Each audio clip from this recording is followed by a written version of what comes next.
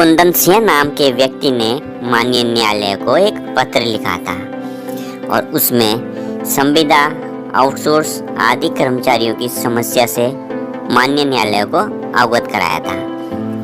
माननीय न्यायालय ने उस पत्र को स्वीकार करते हुए उसमें सुनवाई शुरू की। यानी माननीय न्यायालय ने उस पत्र को एक जनहित याचिका TIL के रूप में स्वीकार किया। कुंदन सिंह की तरफ से जो न्याय मित्र बनाए गए थे वो थे वरिष्ठ अधिवक्ता MC पंत। उत्तराखंड UPNL संविदा कर्मचारी संघ ने अपने महासचिव के माध्यम से 2018 का इम्प्लीमेंट एप्लीकेशन दायर किया, जिसमें राज्य सरकार के साथ साथ स्थानीय निकायों द्वारा श्रमिकों के शोषण को उजागर किया गया था। आवेदन में कहा गया था कि कामगारों को 8400 रुपये मानदेय का भुगतान किया जा रहा है और इनके वेतन से GST 18% और 2.5% सेवा कर भी काटा जाता है। और इस बात पर प्रकाश डाला गया कि प्रत्येक कर्मचारी पर प्रशासनिक, अनुशासनात्मक और वित्तीय नियंत्रण उस प्रतिष्ठान का होता है जिसमें वे काम कर रहे होते हैं। वे वही कर्तव्य का निर्वहन कर रहे हैं जो उनके समकक्ष यानी जो नियमित कर्मचारियों द्वारा निर्वहन किया जा रहा है और उनके मानदेय में मामूली वृद्धि की जाती है। और उपरोक्त तथ्यों को दृष्टिगत रखते हुए अभियोग आवेदन स्वीकार किया गया और फिर दिनांक 29 अगस्त 2018 को माननीय न्यायालय द्वारा राज्य सरकार को निम्न पहलुओं से अवगत कराने का निर्देश दिया गया।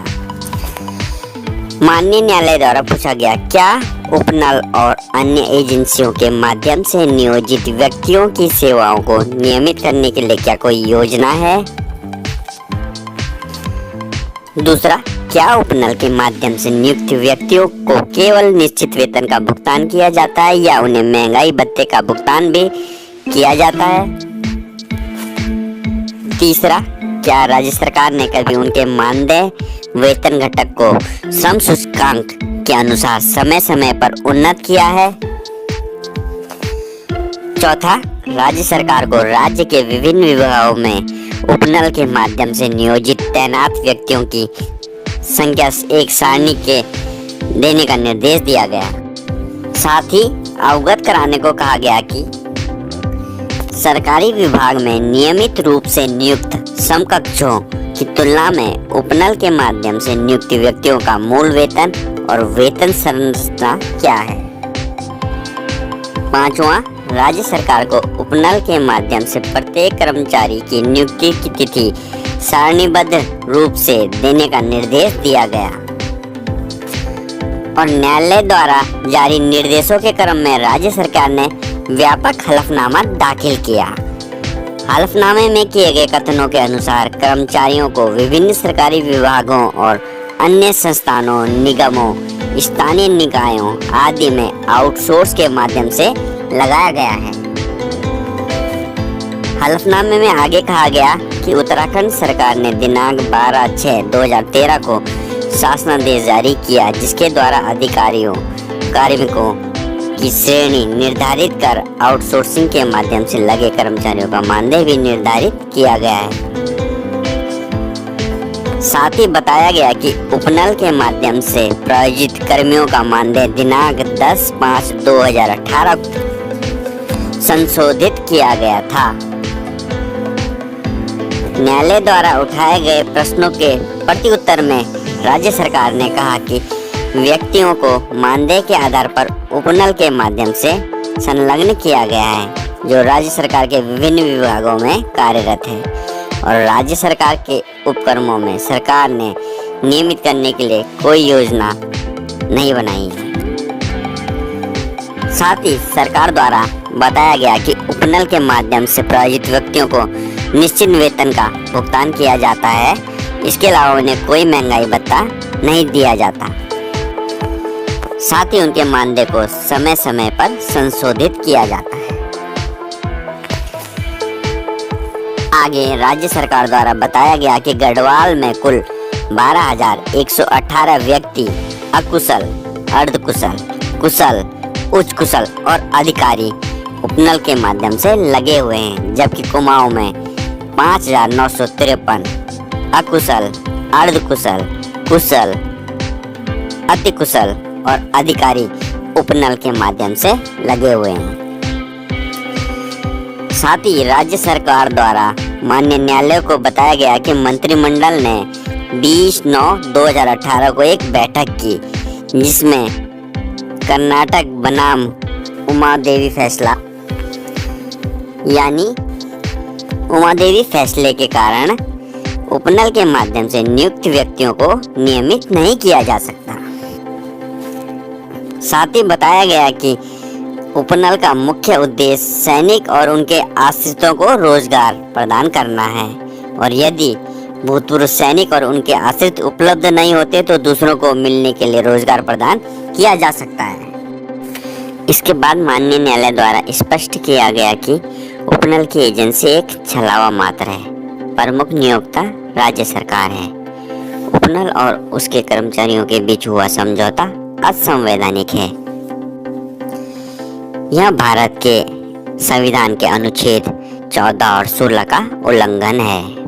राज्य सरकार और स्थानीय निकायों द्वारा तैनात उपनल की एजेंसी के माध्यम से काम करने वाले कर्मचारियों कम से कम न्यूनतम वेतनमान के हकदार हैं, क्योंकि उनके समकक्षों को समान कार्य के लिए समान वेतन के सिद्धांत पर भुगतान किया जा रहा है।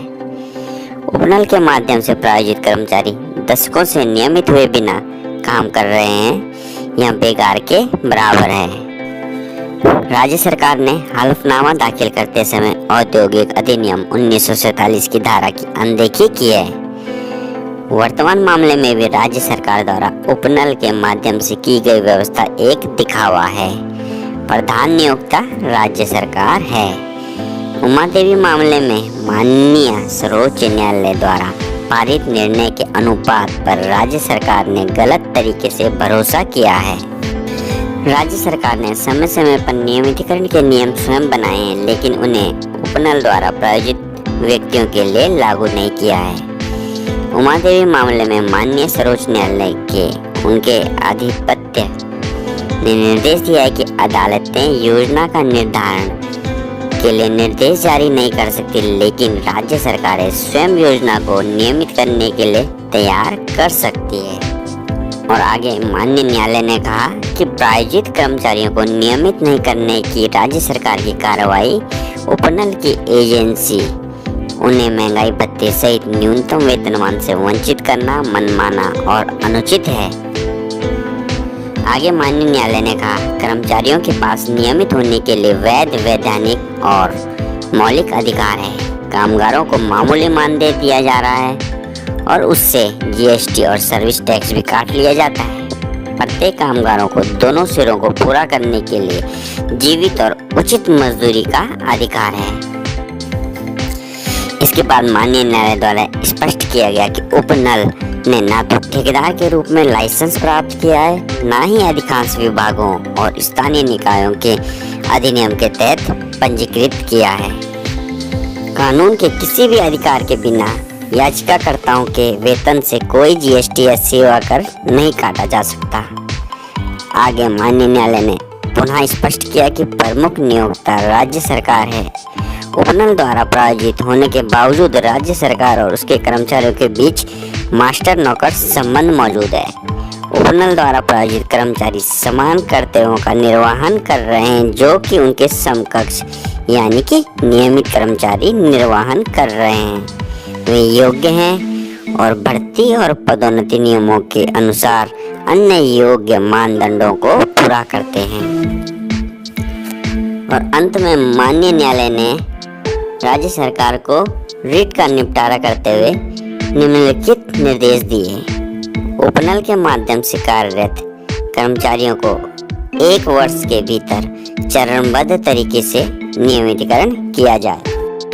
राज्य सरकार को यह सुनिश्चित करने के लिए निर्देशित किया जाता है कि प्रायोजित कर्मचारी उपनल द्वारा न्यूनतम वेतन के साथ महंगाई भत्ते एवं बकाया राशि प्राप्त करे और साथ ही उपनल द्वारा प्रायोजित कर्मचारियों के वेतन से कोई भी जीएसटी या सेवा कर नहीं काटा जाए।